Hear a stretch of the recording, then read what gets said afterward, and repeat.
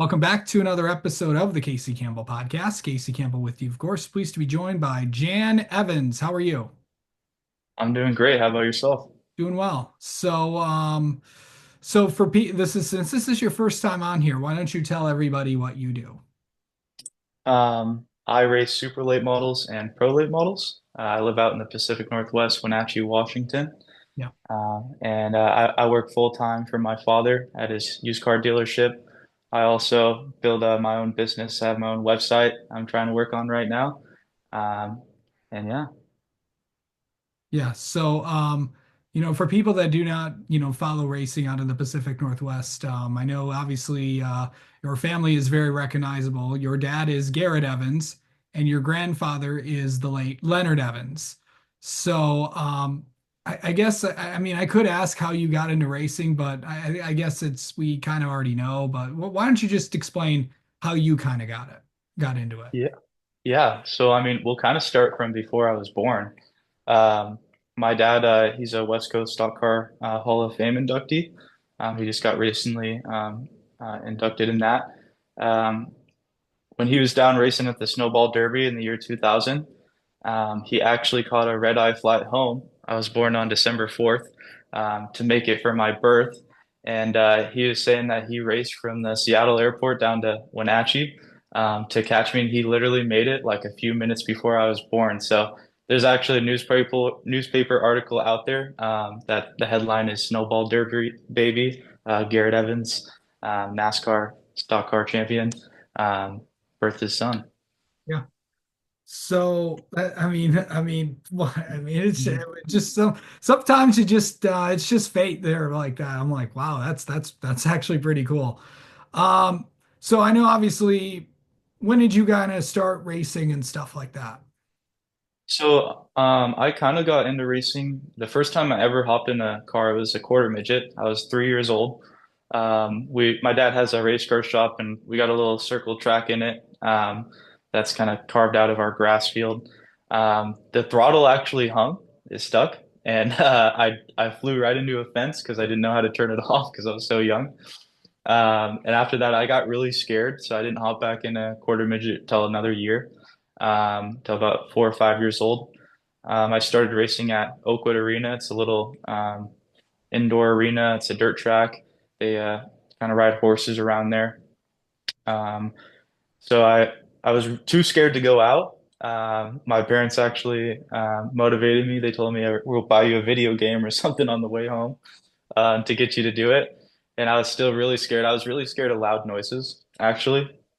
So Leanne Tanner, you might know Tyler Tanner, race car driver, Mhm. his mom, and I believe her husband at the time. My parents walked away because they knew if I wasn't around them, I might act more tough. They actually pushed me out on the track, gave me a little speech, and I went from the C main to the B main and then to the A main. Raced my way up into it. And then the red flag came out. I was sitting in second with green, white, checkered.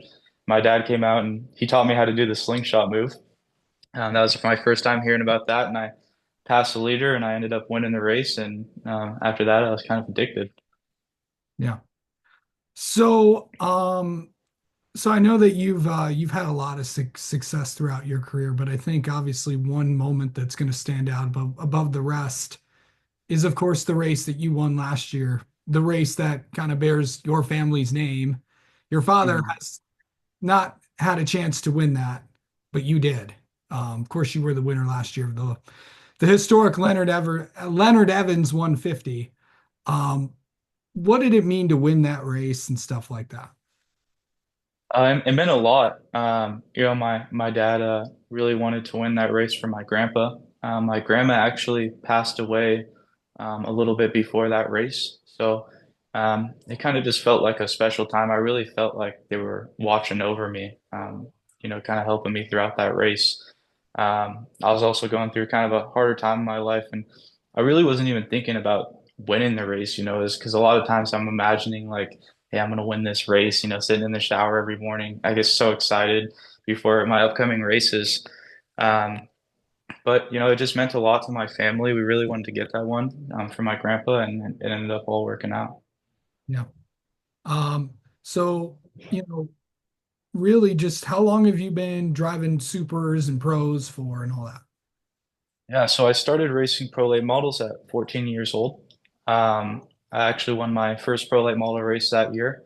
I beat my crew chief now. His name is Glenn Knudsen, and another local driver who's very good, Chad Holiday. So that's how I got into late models. Yeah. For people that don't know about the Pacific Northwest in racing, can you just kind of explain what that area is like? Yeah, I feel like we kind of get a bad rap compared to, like maybe, oh, if you go down and race on the East Coast, it's better competition or it's bigger. But I actually believe that the racing down here might even becoming equal, if not better. We get a lot of high-paying races. We've got the Wenatchee 200, which is 25,000 to win now, $10,000 in lap lead money. We got the Summer Showdown, it's 30,000 to win. The night before is a pro late model race, it's 15,000 to win. Then we got the Idaho 200, 25,000 to win. We've had a lot of good drivers, I feel like, up here. Like you see Hayden Plybon, he went down, he qualified really good at the Snowball Derby. So it kind of showed us that, we got good competition up here, no matter even if it's just on the West Coast. Yeah. So, what, let me ask you this. Your 2025 plans, do you know what they are? Yeah, I mean, I have a set schedule of what I for sure am running. I got a handful of other races that we might run depending on some things. But our plans for 2025 are just to run the biggest, highest paying races on the West Coast for late models. Also, besides racing, you also have a job, a day job. You're actually Yeah. there now, as we Mhm. speak. What do you do for a living? So I'm our finance manager at Leonard Evans Cars. My dad owns a business. I've been in this business for 7 years, so I'm the guy who will help you get your car bought, get you financed through a credit union or bank, and I might sell you a warranty or something like that in the end. Awesome. Um, so what's that been like to work with cars, but you're also in finance. So, what was that? What made you decide you wanted to go that route? Well, I'm actually a fourth generation in the car business. My great grandpa, he had a car lot. He came here from the Netherlands, actually. And then my grandpa, he started out after he got home from the war. He served in the World War at the time. And he started his own gas station slash car wash. And then he eventually grew it up to a car lot and a couple other things. And then my dad, he was a race car driver. He actually started out racing motorcycles, and he didn't even really want to be involved in the car business till it was a little later on in life. Um, and then my dad, just from a young age, he always told me, like, hey, this is what you're going to do. These are our plans. I never had a plan to go to college or anything like that. It was always his business. And I didn't even think I was, going to super be involved with it. But I started working here when I was 16, and I just fell in love with it. I tried to work other jobs and do other things, but I mean, to me, there's nothing like the car business. It's so fun. We kind of get to make people laugh, have fun. It's not super serious job. You're not sitting there stocking something all day or doing kind of mindless work. It can be enjoyable. So I just fell in love with the car business. Yeah. So when's your next race or something like that? I know we're a while away until April, but when will we see you on track next gen? We had thoughts of running the Apple Cup, which is in the beginning of April at Tri-City Raceway. Um, but it's not a huge paying race. It is definitely a big race for us down here. But we want to, we kind of got some secret plans and some stuff we've done to the car. We might have put some new bodies on them, make them look a little more cleaner. That can get expensive. So my first race for sure is the Leonard Evans 150. And that'll be our tune-up race for the super late model to run the Wenatchee 200. The Leonard Evans 150 is April 26th. And then my next race after that will for sure be the pro late model race for the Tri-State Challenge Series, May 24th at Tri-City Raceway. And then from so on, we'll just be running some big races after that. Absolutely. All right. We need to get to know you a little bit. How about that? Okay. We know plenty about you, but we need to know you some more. So, outside of just racing and stuff like that, what do you like to do? Yeah, I like to snowboard. That's probably my biggest hobby right now. We got 30 minutes away is Mission Ridge. It's a mountain here, and then about an hour we got Stevens Pass, another cool mountain. I just been kind of doing that. I work a full-time job, and then on top of that, I'm searching for sponsors, and I'm also building another business that I'm working on. Right now, it's an online business. you know, Racing is expensive. So I learned that one at a young age. Oh yeah, I realized that, if I want to do it, I'm going to have to make some stuff happen. So I stay pretty busy. So I don't do too much stuff. But, something I do is snowboarding to kind of keep myself distracted when I can. absolutely.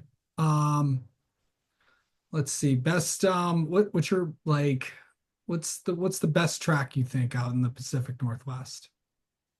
Man, I feel like I'd get in trouble if I don't say Wenatchee because we do own it. We've owned it for about 25 years now. My grandpa, he helped my dad with it, put a lot of money into it. Racetracks don't always make money. We're fortunate enough to have Jeremy Anders and Michelle Monroe help run our track. They pretty much do everything. Just kind of keep it going, make sure we can break even so we can keep the place going.